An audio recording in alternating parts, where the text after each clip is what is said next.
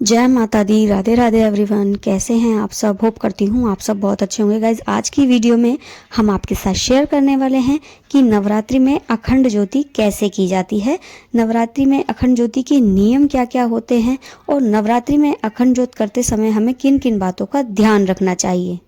देखिए गाइज, नवरात्रि की 9 दिन तो अखंड ज्योत की ही जाती है माता रानी की, लेकिन अगर आप आम दिनों में भी मनोकामना पूर्ति के लिए अखंड ज्योत करते हैं तो इन्हीं नियमों का आपको पालन करना चाहिए, जो आज मैं आपको इस वीडियो में बताने वाली हूँ। तो देखिए गाइज, अखंड ज्योति के लिए सबसे पहले चाहिए आपको एक अखंड दीपक। दीपक आप मिट्टी का भी ले सकते हैं, बहुत से लोग अखंड ज्योत मिट्टी के दीपक में करते हैं और बहुत से लोग अखंड ज्योत धातु के दीपक में करते हैं। जैसे कि अभी देख रहे हैं मेरे पास पीतल का दीपक है, इसमें मैं अखंड ज्योत करूंगी और ये काफ़ी बड़ा दीपक है। आप इसी तरह का मार्केट से दीपक ले आइए जो काफ़ी बड़ा हो, जिसमें घी थोड़ा देर तक चले, क्योंकि कुछ छोटे दीपक होते हैं उसमें बार बार घी डालना पड़ता है, तो इसलिए थोड़ी लंबे समय तक दीपक जलता रहे, तो इसलिए आपको घी जो है उसमें मतलब एक बार भर देंगे ना तो काफ़ी टाइम तक चलेगा, तो इसीलिए थोड़ा बड़ा दीपक लेकर आएँ। और उसी के साथ साथ हमें चाहिए 1.25 हाथ लंबी ये बाती, क्योंकि हम पूरे 9 दिन के लिए जोत कर रहे हैं तो उसी हिसाब से हमें लंबी बाती लेनी पड़ेगी। तो 1.25 हाथ की बाती जो है काफ़ी होती है। इस बाती को आप घर में कलावे से भी बना सकते हैं, या फिर आप रुई से भी बना सकते हैं, जो कच्ची रुई होती है उससे भी बना सकते हैं, या फिर आप बाहर से ये बनी बनाई बाती आती है रेडीमेड, बाजार से लेकर आ सकते हैं। तो इस तरह से इसमें पेच खोलकर ये बाती लगानी होती है और फिर उसके बाद इसे पेच को अच्छे से टाइट कर दें, जिससे कि इसमें घी लीक ना हो बिल्कुल भी, क्योंकि 9 दिन तक ये बाती लगातार चलनी है। तो इसलिए आपको इस बाती का भी पूरा ध्यान रखना है और घी का भी पूरा ध्यान रखना है। तो अब हमने देखिए पूरी तरह से इसमें जो है बाती लगा दी है। उसके बाद हमने थोड़े से चावल डाले हैं। ये चावल इसलिए डाले जाते हैं जिससे कि जो घी है कम लगता है। घी हो या तेल हो, आप तिल के तेल से भी जोत कर सकते हैं, घी से भी जोत कर सकते हैं, देसी घी से। तो जैसी आपकी क्षमता है आप उसी अनुसार इस जोत को कर सकते हैं। तो देखिए गाइज, मैंने इसमें घी डाल दिया है और पूरे 9 दिन जो मैं अखंड जोत देसी घी से ही करती हूँ। अगर आप तिल के तेल से करना चाहते हैं तो तिल के तेल से कर सकते हैं, क्योंकि पूजा में तिल का तेल इस्तेमाल किया जाता है और आप इस जोत को कर सकते हैं। तो देखिए गाइज, सबसे पहले आपको इस जोत की स्थापना करनी है। तो आपको स्थापना कैसे करनी है वो भी मैं आपको बताती हूँ। देखिए, अगर आप तिल के तेल से इस जोत को कर रहे हैं तो माता रानी के उल्टे हाथ की तरफ स्थापना करें। अगर आप देसी घी से इस जोत की स्थापना कर रहे हैं तो आप माता रानी के सीधे हाथ की तरफ स्थापना करें। अब क्या करना है आपको, सबसे पहले आपको किसी प्लेट पर या फिर आप डायरेक्ट चौकी पर रखना चाहते हैं जोत को। मैंने तो ये घी थोड़ा सा मतलब थोड़ा बहुत तो ज़रूर 9 दिन में मतलब थोड़ा बहुत ज़रूर लीकेज होती है घी की, या हमसे भी थोड़ा बहुत इधर उधर हो जाता है, तो मैंने चौकी गंदी ना हो इस वजह से मैंने ये प्लेट के ऊपर जोत की स्थापना किया। आप डायरेक्ट चौकी पर भी कर सकते हैं, थोड़े से चावल अक्षत रख के उसके ऊपर जोत को रख सकते हैं। तो मैंने प्लेट के ऊपर एक अष्टदल कमल बना लिया है। आप चावल से भी अष्टदल कमल बना सकते हैं चौकी पर डायरेक्ट। तो मैंने प्लेट के ऊपर अष्टदल कमल बना लिया है चंदन से, उसके ऊपर थोड़े से अक्षत रख के उसके बाद मैंने जोत की स्थापना कर दी है। सबसे पहले जोत को तिलक करें और जोत को कलावा समर्पित करें, उसके बाद फूल समर्पित करें। तो इस तरह से आपको जोत की स्थापना करनी है। उसके बाद आपको अखंड जोत कैसे जलानी है अब ये भी मैं आपको बताती हूँ।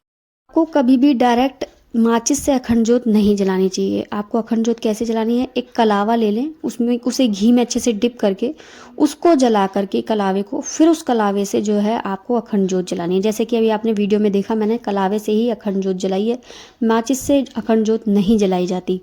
तो बस माता रानी का नाम लेते हुए, जयकारा लगाते हुए आप अखंड जोत प्रज्वलित करें और 9 दिन तक ये जोत इसी तरह से जलती रहनी चाहिए। अब मैं आपको बताती हूँ कि अखंड ज्योति के नियम क्या क्या होते हैं। देखिए, अखंड ज्योत लोग कर तो लेते हैं लेकिन नियम नहीं जानते कि अखंड ज्योति के नियम क्या होते हैं।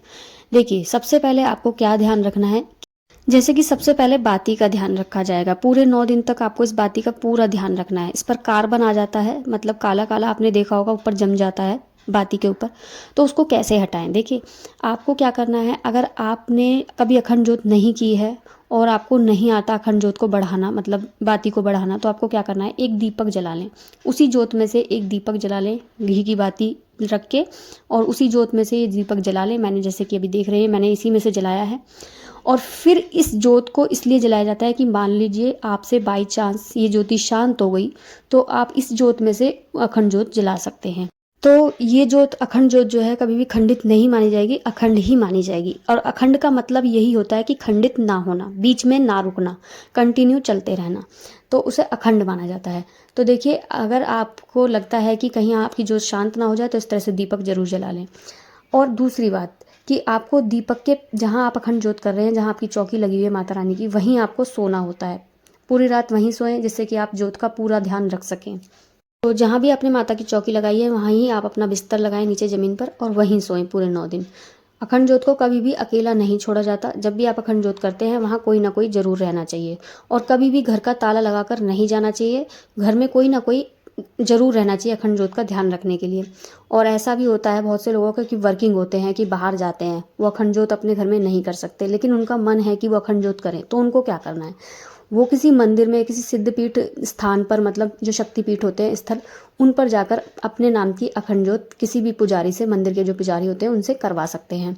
आप वहाँ जाकर घी दे आइए, बाती दे आइए, जो भी अखंड ज्योति का सामान है वो सब वहाँ पहुँचा दीजिए और वो आपकी पूरे 9 दिन माता रानी की अखंड जोत जला सकते हैं। या फिर किसी मनोकामना पूर्ति के लिए भी कर रहे हैं तो भी आप ऐसा कर सकते हैं। तो बस इन्हीं बातों का ध्यान रखते हुए आपको अखंड जोत करनी है। इन नियमों को अगर आप निभा सकते हैं तो आप अखंड जोत करिए, वरना तो नहीं करिए। साधारण जोत से भी आप पूजा कर सकते हैं। और आपको साफ सफाई का पूरा ध्यान रखना है जब तक अखंड जोत होती है आपके घर में। और बस इसी तरीके से आपको अखंड जोत करनी है। होप करती हूँ आपको मेरी आज की वीडियो में दी हुई जानकारी अच्छी लगी होगी। अगर अच्छी लगी तो प्लीज़ वीडियो को लाइक, शेयर, कमेंट करना बिल्कुल ना भूलें। चैनल को भी जल्दी से जल्दी सब्सक्राइब कर लें, जिससे आने वाली वीडियो के नोटिफिकेशन आप तक पहुँचते रहें, नई नई यूजफुल जानकारी आपको मिलती रहे। तो चलिए गाइज, मिलती हूँ नेक्स्ट किसी वीडियो में अच्छी सी जानकारी पूजा विधि के साथ। तब तक के लिए राधे राधे, जय माता दी।